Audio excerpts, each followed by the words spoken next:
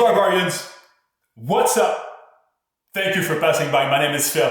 I am from Mints and Drops, and today I had the chance to sit down with the blue-eyed, amazing artist inAMaze.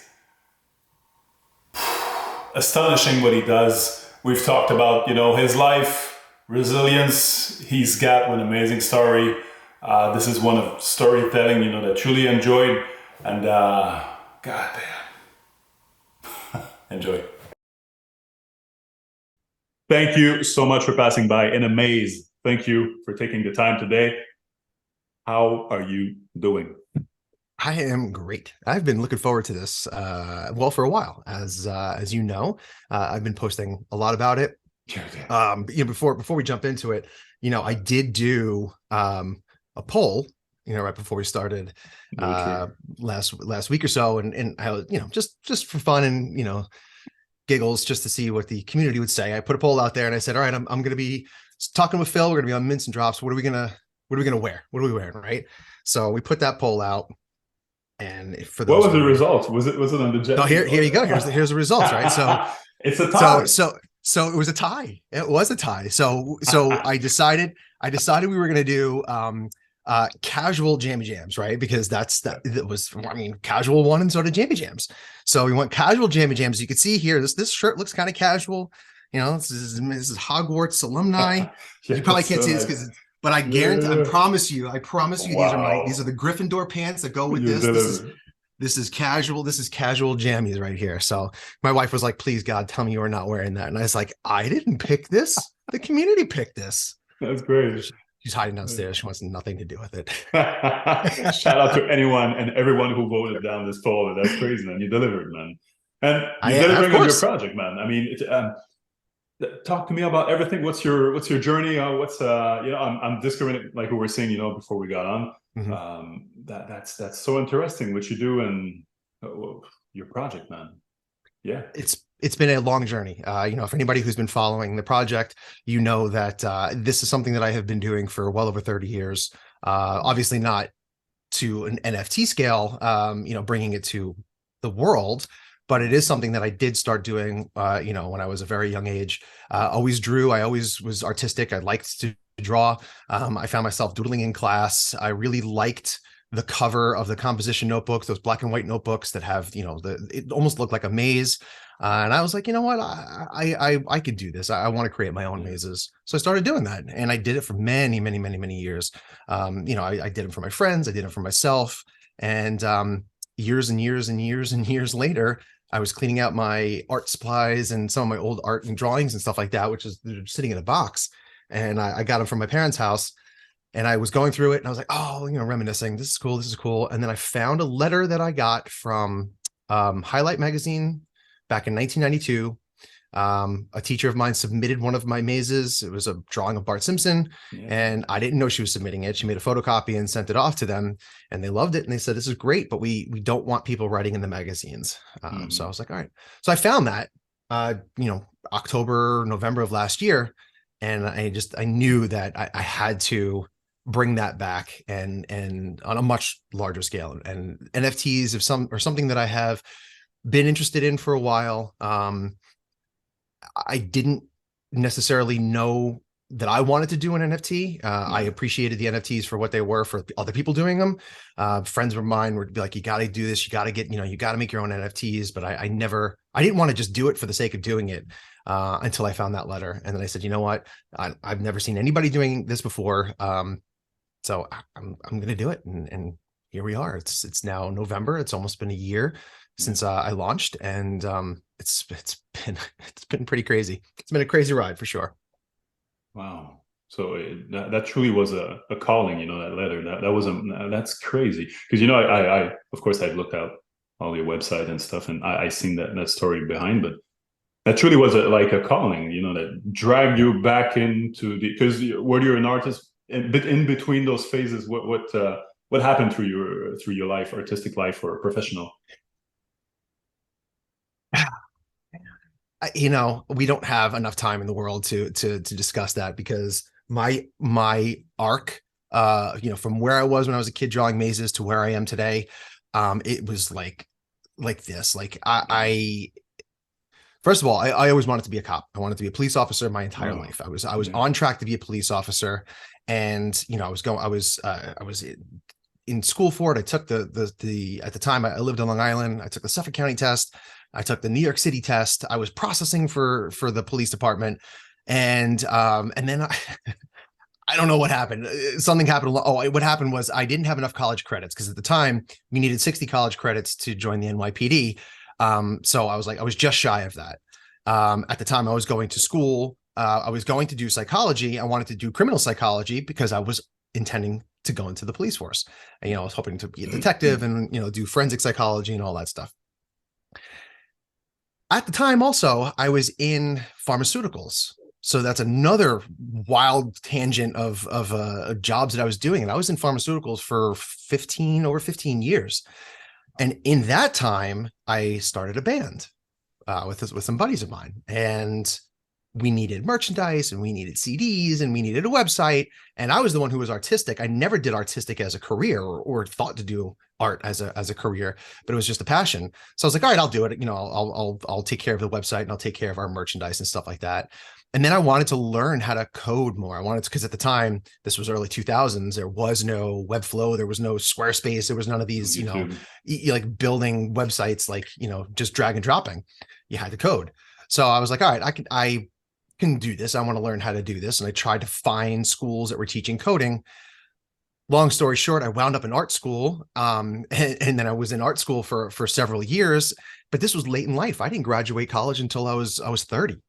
So this was, way, way later in life.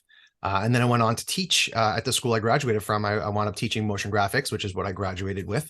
And then I started teaching a senior portfolio class. So it's to go from art as a passion to knowing I was going to be a cop, to working in pharmaceuticals, to joining a band, to do the merchandise, back to art. It's like, I don't even know, man. It's been interesting for sure, to say the least.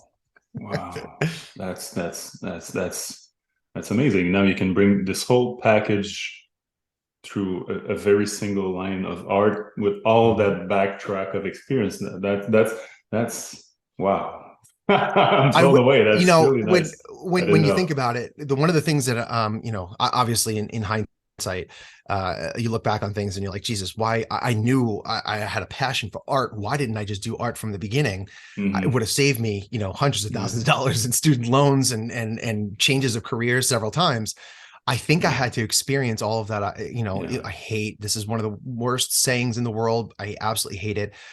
But it's one of those things where, you're in life to do what you need to do. And it's like, this is what I was always supposed to do. And I had to experience my life the way I did in order for me to get where I am today. Yeah. And that's, I hate saying it, but I had to take that journey to wind up where I am right now. I had to do everything that I did, even though it was so not what I was planning on doing, but here we are.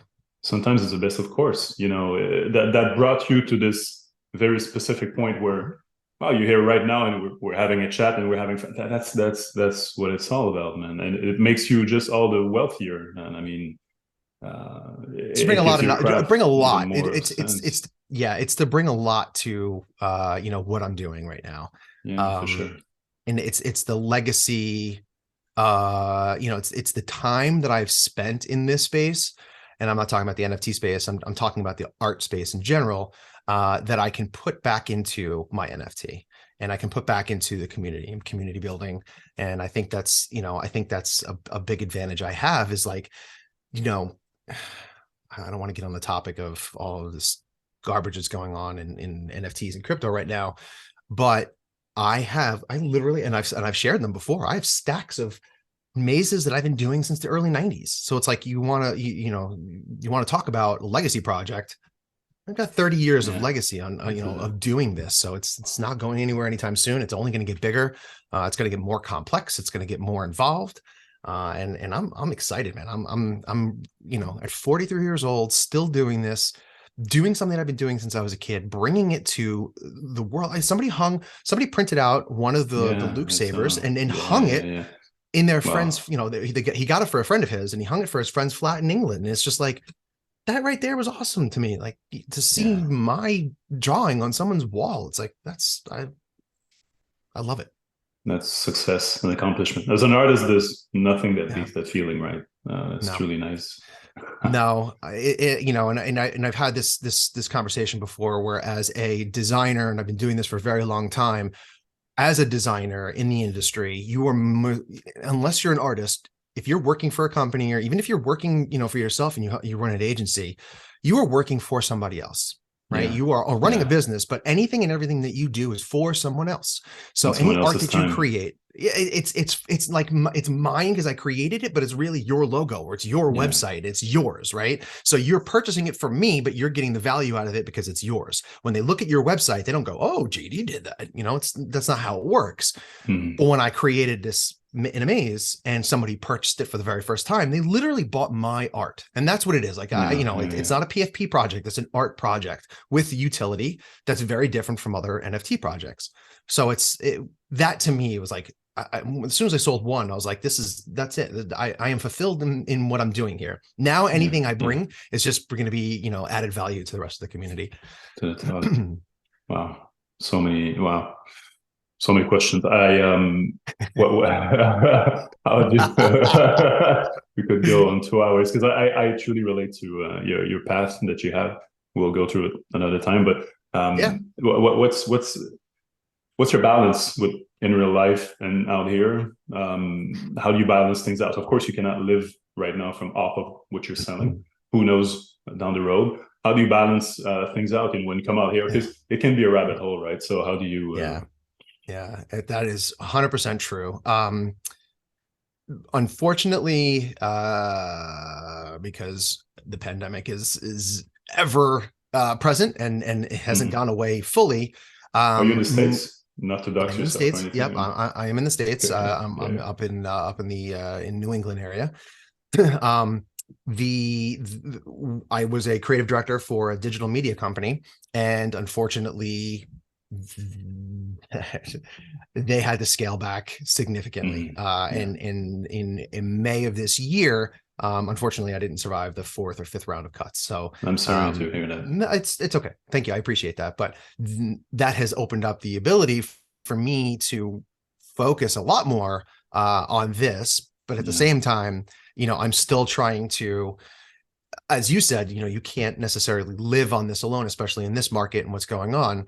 So there's a lot of, private clients that I've been doing work for, in addition to still trying to find a job. It's been a mess. So the balance has been awkward because it's not necessarily like, oh, you have a 9-to-5 job and then, you do this on the side or, on the weekends or whatever. I'm like, doing interviews and looking for a job and doing this and listening on Spaces and trying to build somebody's website and do somebody's logo. So but would you love a 9-to-5 job? I mean, for sure not. You're an artist. You have this core artistic. I'm torn. It's a torn thing, right? Because like I would love to say I want to do inAMaze full time for forever and ever and ever. Obviously, I have a family and I have mouths to feed and a house to keep, and it's not realistic, right? So if I get a 9-to-5 job, I would like to have a 9-to-5 job and then refigure how I'm going to put this back into that mix like I was, but I guess I'll cross that bridge when I get to it. But in the meantime, you guys have me full time. So congratulations. Yeah, for sure. Yeah. I mean, it's been the same thing, for everybody, I guess, where you get your foot in the door, you don't know what's going to happen. Yeah. And then you just realize that 2 months in, you're doing this 5 hours a day, and then 6 months later, it's full time, and you're doing this 70 hours a week. So it's that's like the biggest joke, right? The biggest joke is like you leave your 9-to-5 job, like I don't want to work 40 hours a week, and you leave your 9-to-5 job and jump into crypto or NFTs, and now you're working 80 hours a week. So it's like. But it's so thrilling. I think that part of this is that you have the feeling at least that you can make and achieve everything, right? Yeah. And especially for an artist, or even for anyone out here, you can connect like we are right now with people in the same boat as you. So it's super powerful, especially you for selling your art, man. I mean, 1,000%. You know, this is a high of all highs. Mm-hmm. You know, it's empowering so much. So yeah. And it's community building in a different way. You know, the people that I've met on this journey, and you know, when you're in spaces, and you know, because you're in spaces all the time too, you just find that community that you, and it starts off talking about crypto and you know your NFT project, but then it becomes much more than that, and becomes, you know, you talk about families and everybody's talking about, you know, what they're doing for the weekend, and it's much more than just, you know, shilling projects or talking about the next thing that's coming out. You know, we're still, especially being in Hedera in the HBAR community, it's such a smaller community that we are so much closer because of that, and I think it really fosters a really good family mentality around the people in the space, and that's what I really like that a lot too. It feels like way back at, well, you're my age. MARC, did you have that program way back, or ICQ? You know, those kind of day, you know, or MSN Messenger, you know, way back in the late 90s, and you know, the very first chat program AOL we've had. chat, and you know, using Netscape and Yahoo Messenger, and Today's kids will never know, but that's all we had way back when the internet started, right? And it's the same feeling, you know, when you say, you know, Rick Morning or whatever, you just go on your day and, you know, you truly care for somebody, like making gains, but gains like in a large scale of have a great day, man, just have a great life, and, you know, we'll talk to each other like next time around.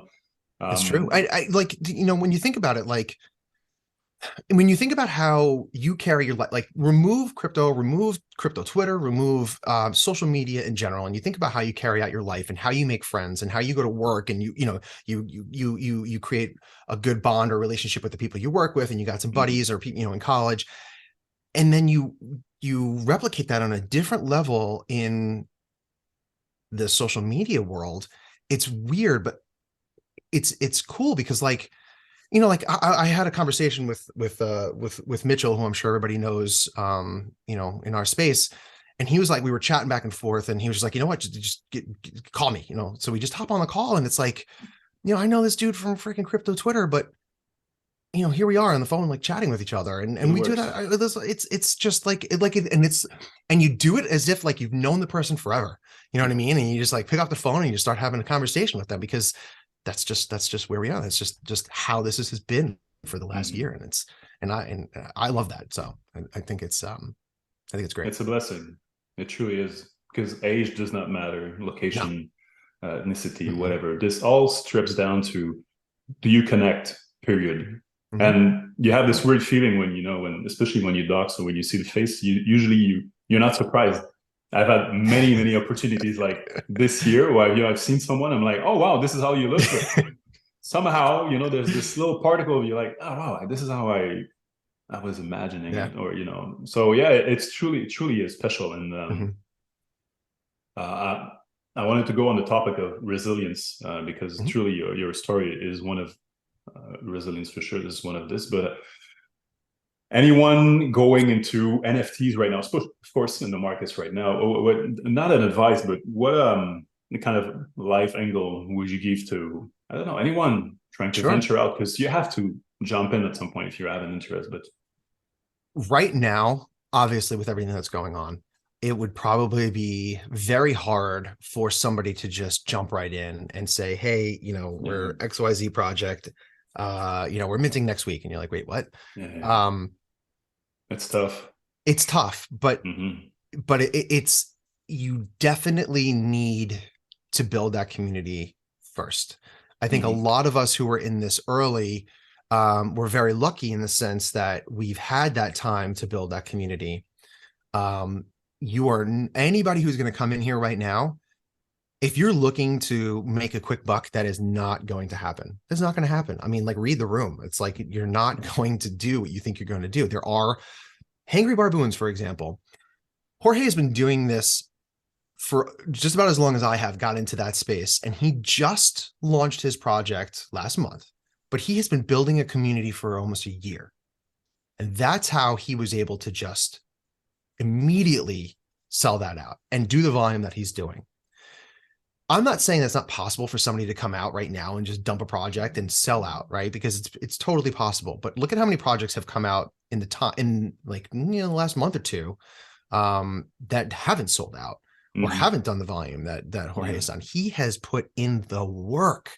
And if that isn't a lesson to anybody, you're just not listening and you're not paying attention. Like you really, really need to do many, many things. And he's one person and he did this by himself and he built a community around him and he built up. It's like that right there is like, to me, is like the business model for somebody who's like especially like a solo project to aspire to, right? That's like, you really want to take lessons from somebody like him on how he went about. And that dude was grinding all the time. He was in spaces. He was in cross chain spaces. He was in ETH spaces, Sol spaces. He was everywhere. And, it paid him dividends and that deserves to be that way. And, so for anybody who's looking to get into the space now, congratulations. You picked a hell of a time. Do your research, build. And everybody says, yeah, bear markets for building, but think about what that means. Think about what that means to you and your project, and think about what that means to the community you're trying to get into, whether it's HBAR or Sol or whatever the case may be. Just really, really do the research necessary for your specific project to thrive in a market like right now. It's true. It's true. And my take on this is that you have to find your own core. You have to find your own identity. And after that, you just adding layers. That's the thing, there are really great projects, out there, that truly found their core and just kept on adding layers. And once you get in there, you're like, wow, okay, they covered like socials. Okay, wow, they covered Postman game. Okay, wow, utility, quote unquote. And I'm not talking about staking, whatever. This is important too for some. For some, it's not, and they still thrive and it works, and that's fine. But I think it's all about that. You have this core that's organic, and people feel like, wow, I want to get in for this reason, this other reason, and that other reason, and that takes time. Yeah, it's like for everything. Absolutely, time. That's like that's what people don't realize, is that just like life, anything takes time to grow, and you have to realize that before you go in. 100%. It's like for everything and anything. And sometimes people just want those fast gains or fast adaptation, or why I'm not at 500 members on my Discord, or I don't have, but it's I mean, you heard it before. So it's important. It's part of it, but sometimes times is moving in different pace for some others, and you will get to your point at one point, right? Because we're only so very few of us right now. So that's I look at like for you too, like you grew really quickly too, and it shows. You're active and you're doing the community a service, right? You started, we were talking before this, like you're doing this, you don't get paid to do any of this stuff. Like you're literally doing this for yourself, and you grow as a person, but also to help grow the community too. 100%. And I think we need a lot more of that. It's another stupid saying, like, what is it? Rising tides lift all boats. And it's not just projects, right? Like projects that we're doing is not going to sustain the community alone. It's going to be other people who are doing these other services in this community to highlight projects, right? Because without platforms like you were not, I may be seen for the first time for whoever's watching this. And even though I've been in this space for over a year, there's a lot of people that have come into this space in that time who might not necessarily know who inAMaze is or anybody that you interview. And it's not just the project, not just the investors that are going to help this community. It's going to be people like yourselves who are doing work in a much different way to help out the community. So, again, without you and anybody else that are interviewing the community or talking about the community in whatever way, shape, or form, putting out infographics or, whatever the case may be, we're all in this in some way, shape, or form. And even the littlest bit helps. And so I just think about that when you're entering this crazy market right now. Yeah, for sure. And yeah, it's the same thing. It's all about layers, right? We have to hit it at multiple, angles for us to. I think it's about growing the pie too, because we've been trying to, get a bigger piece of the pie, but at the same time, we have to grow at some point, right? And we have to hit it in multiple angles. And man, I mean, there's so many incredible leads, artists, crafters, builders out there. It's crazy for the amount of people we are. Mm-hmm. I'm biased, of course, boy. I'm saying this, but that's crazy. The amount of multiplier that we are compared to the amount of people we are total. It's crazy. The correlation is absolutely nuts. Before we wrap this up, because we could go for 2 hours for this. Okay, talk to us about your project. What's the layground works? Just round up total supply, where to mint, what's happening next, what gets you hyped? That's a good question. Obviously, if you guys have been following or paying attention, you know that I just finished the Maze the 4th Series 1, which started on May 4th for Star Wars Day. I released 4 mazes that were centered around Star Wars, right? So the first one was Luke Skywalker's saber. Then I did Darth Vader's saber, Han Solo's pistol, and then Greedo's pistol. So I wanted to go for Luke and Vader, obviously with their sabers fighting each other, and then Han and Greedo's blasters fighting each other. So that just wrapped. All 4 of them are publicly available now. That you can go to inAMaze.com, inAMazeNFT.com to purchase those. And next, I have something coming out at the end of the year. Not going to give too much information on that just yet. I have given some information on it. It's going to be a poster series for a band that's going to be released at the end just before the end of the year. A band? It's for a band. Yeah, it's a band. It's for a tour, not sanctioned by the band, but it is around a end of the year tour for a rock band. Mm-hmm. Okay. I have been working with a couple of projects to do some fun little things. One of which is going to be released soon. It is a maze that when you solve it, you will receive something pretty cool from the project that I worked with. And then next year is going to be focused around a lot of cool different mazes from me that's going to get the community involved in solving the mazes, putting the pieces together, and it's going to be pretty interesting. It's going to be a collaborative event with everybody in the community, so I'm looking forward to that very much. And it goes back to the roots of when I was starting doing this and getting my friends involved and creating mazes for them and making these maze packets for them, and each maze. Maze 1 through Maze 6. Maze 1 was the easier of the maze, and Maze 6 was the hardest. I'm going to bring some of that element into it, where people were getting together and trying to solve these things. So again, it's going to be community driven, where people are going to get together and try to solve them in their own little ways, and it'll be fun. Yeah, it's going to be fun. And then also, I did bring something I just wanted to show you and everybody real quick before I release this. I did want to show when I was doing Greedo, because my process for making mazes is 2-part. I hand draw everything first by pencil, and then once I finish hand drawing it, I either, depending on the size of it, I'll either scan it in or I'll take a high-res picture of it, and then I bring it to my computer and I'll redraw the whole thing all over again digitally, so that it can be, once I mint the project, it is now a vector graphic that can be scaled up as big as you want. It'll never lose quality. It'll never get pixelated. So that's why I do it twice. Hand draw it once and then digitize it for the masses. So what I did was and I'll actually just play this. What I did was I took the digiting process and I recorded my screen and just did a time lapse of it, right? So this video right here, I'm not going to play the whole thing, but I'm going to post this later on. This is like a 5-minute clip or so of the whole process. What's that? This hand drawn first.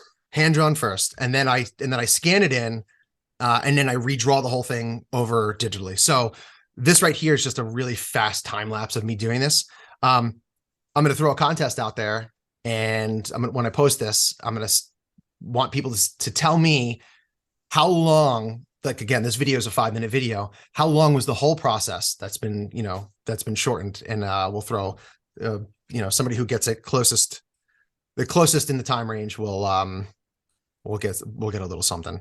But again, this is just something fun for people to see. Again, it's just to show a process, right? Just to kind of just show how I work. And this is the second part of it, right? Because I've already hand drawn it. Wow. So that's all. Wow. And I'll just quickly skip to like the end part here. You can see how it all comes together at the end. How much time does it take to you to do one of those? Well, see, that's why I said it's going to be a contest. I can't tell you. Damn, there you go. I mean, bro. And that's it. Now, if you could see it too. You can see how big it is, right? So here's the ruler at the top of the screen here. This is a 24 by 13 inches. So they're big. This is not small. So it's huge. I'm going to post this. I'm going to post this on Twitter, and we'll have a little fun with it. We'll see who can guess how long it took to do that. Wow. Yeah. That is crazy. You can get first guess. I'll let you get first guess. I'm not going to tell you whether you're right or wrong, but I'll let you get first guess. How long do you think the digitizing process was? I don't know. A week. Oh, a week. I don't know. To me, that's unfathomable in a way that would take me like a year to draw. Like I would go back again and just do it. I mean, yeah. I cannot fathom a time phase to this, because to me that's wow. That's crazy. I mean, again, respect for your craft, man. I'm really happy to have met you today. Again, we've never seen each other before right now. Much respect for everything you do. Again, I'll say this anywhere, just for you to take the time to just be out here and answer my questions, and just taking the time, man, to let everyone know what you do. And yeah, thank you so much. I really appreciate you having me on. It was great to finally meet you face to face, computer screen to computer screen, but to finally meet and have a chat with you. We've been going back and forth, so it was really good to see you in person at this time. So my pleasure. Thank you. Have a super week. And you do the same. I'll see you around. I'll see you around. Yeah, for sure. Take care. Thanks again. I appreciate it. Peace.